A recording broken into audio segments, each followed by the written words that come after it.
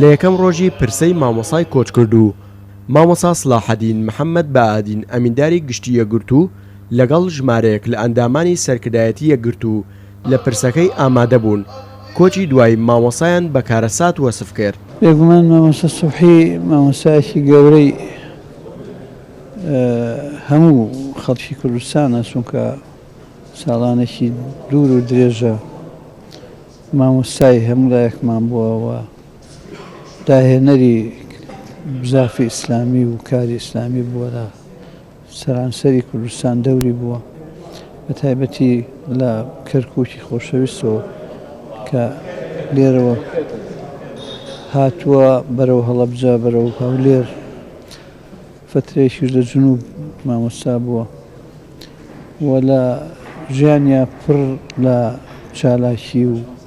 خەبات و کۆش و مڕەبیەکی زۆر گەورە بوو، نووسەرێکی زۆر گەورە بوو، خوای گەورە دەی خۆش بێ.